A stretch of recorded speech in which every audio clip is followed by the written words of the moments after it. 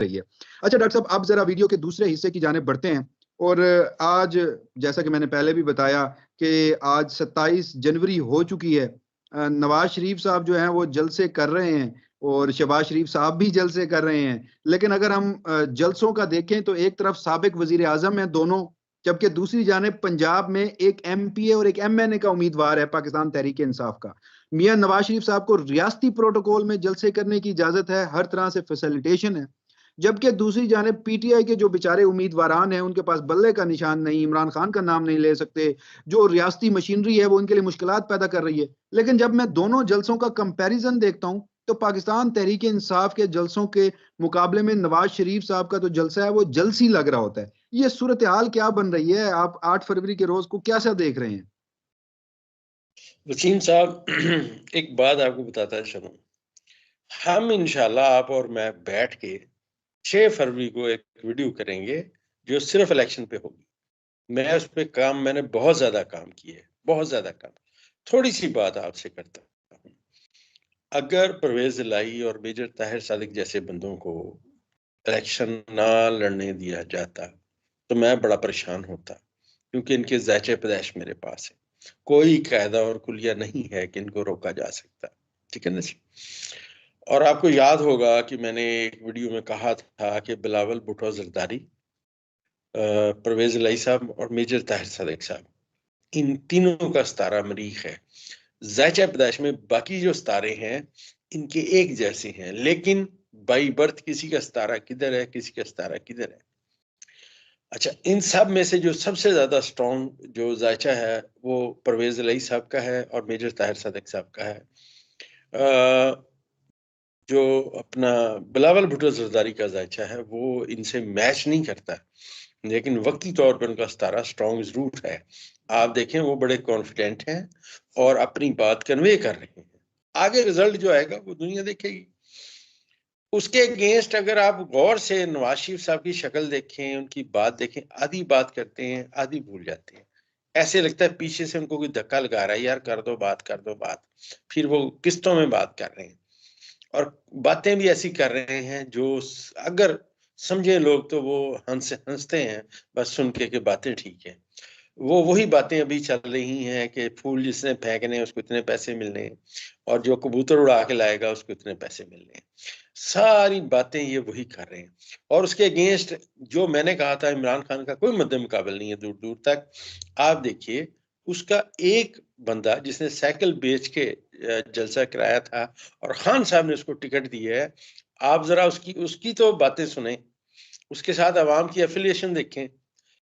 जितने भी पीटीआई के जो मेंबरान हैं जिनको इजाजत मिली है कि ये इलेक्शन लड़ेंगे, वो बड़े स्ट्रॉन्ग कैंडिडेट हैं और उन्होंने जीत जाना है।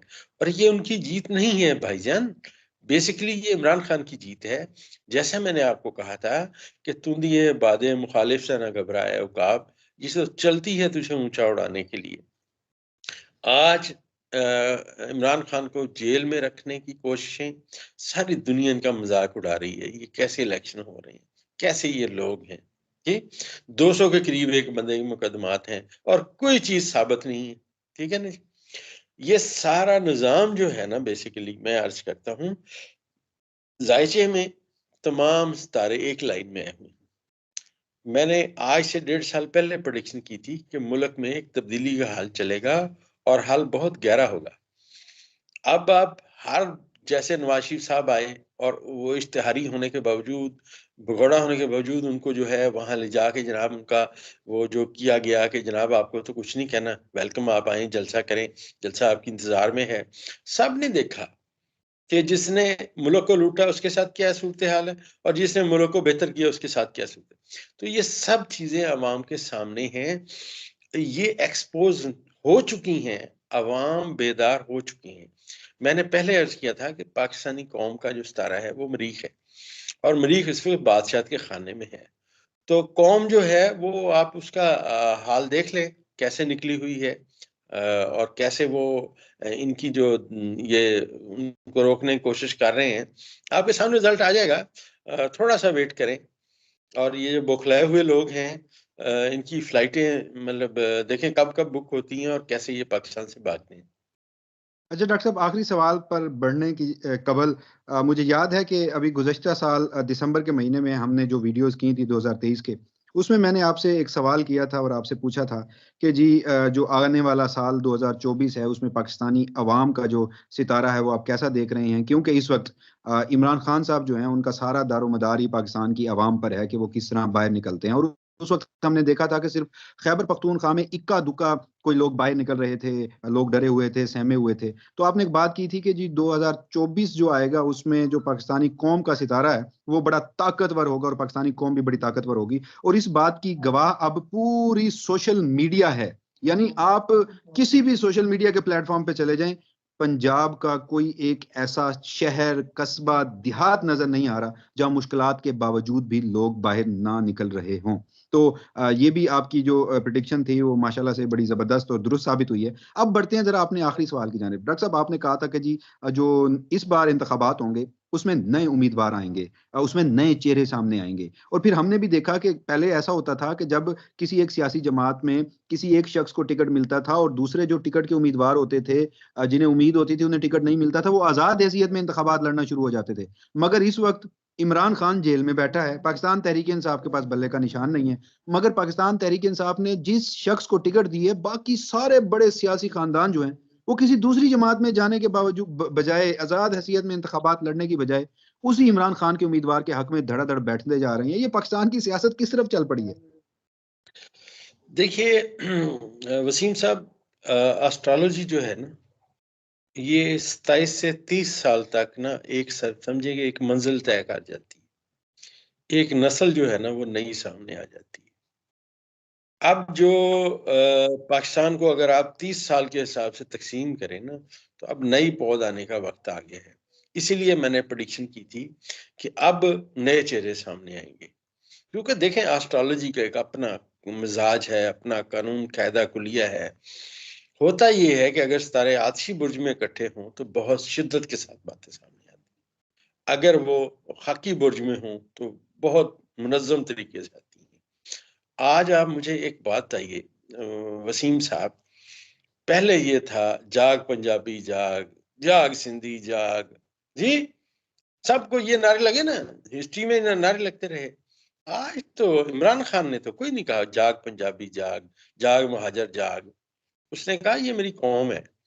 और इमरान खान का मैं समझता हूँ, अगर उनके ज़ैचे को पढ़ा जाए, मरीख उनके पहले खाने में है और ज़ुहल बादशाह के मुकाम पे बैठा हुआ उसको नाज़र है, अतारत साथ है। ये तमाम बातें उनके उनसे अल्लाह ताला ने जो काम लेना है वो अल्लाह ले रहा है।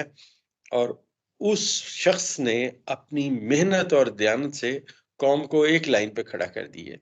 कौम सारी यकजा हो चुकी है और ये मैं समझता हूँ सबसे बड़ी दलील है मेरे ज़ायचे में कि जो मैंने कहा था कि जब जनवरी की 4 तारीख आएगी, आगाज़ जनवरी से ही 2024 में ये कौम स्ट्रॉन्ग हो जाएगी और कौम स्ट्रॉन्ग हो चुकी है। अब देख लें क्या सूरत-ए-हाल है। तो इंशाल्लाह अभी जैसे-जैसा वक़्त अब आगे आएगा, तो इसमें जिनकी ज़मानतें ज़ब्त होनी है, मेरे ख़्याल में उन्हें पैगामात मिलने शुरू हो गए हैं कि आपकी ज़मानतें ज़ब्त होंगी और आप देखिएगा होता क्या है। जी बिल्कुल नाज़रीन, डॉक्टर उमर फ़ारूक साहब आज हमारे साथ मौजूद थे।